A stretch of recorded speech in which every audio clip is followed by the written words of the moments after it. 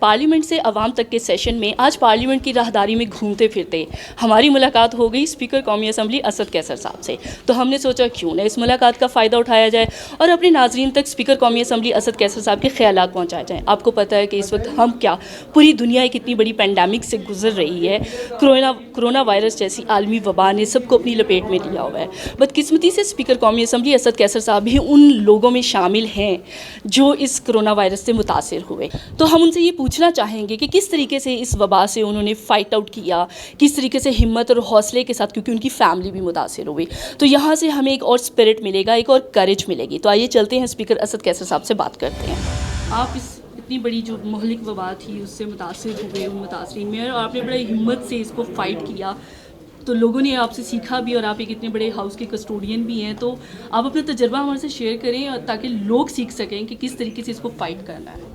देखिए, मैं समझता हूँ कि ये एक मेरी ज़िंदगी का एक तलख़ तरीन पीरियड था, तजुर्बा था, और इसमें सबसे ज़्यादा जो ज़रूरत है वो एहतियात की ज़रूरत है।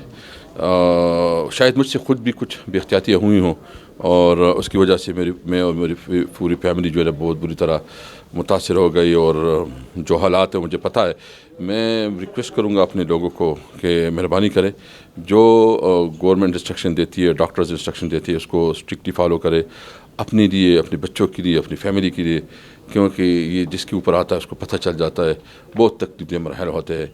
मेरी ख्वाहिश होगी कि जो SOPs गवर्नमेंट बनाए उसको फॉलो करें। सर, एक और ईद कोरोना हमारे साथ गुजारने जा रहा है, क्या कहेंगे? तो इसमें भी हमारी खुशी का और सुन्नत इब्राहिमी है, बहुत बड़ा इवेंट है, लेकिन इसमें भी हमें एहतियात का दामन थामे रखना होगा।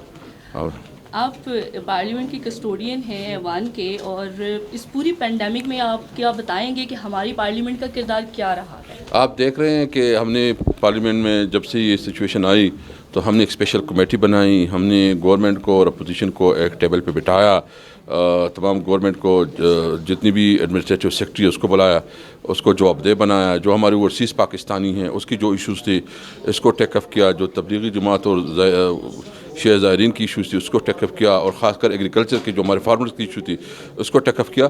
हमने पूरी तरह एक्टिव रहे हैं पार्लियामेंट, और कोई ऐसा नहीं दिया कि इसकी वजह से हम कोई डर गए हों और कोई चुप गए हों। बस शुक्र अल्हम्दुलिल्लाह हमने अपने आवाम के लिए भरपूर अपना रोल प्ले किया।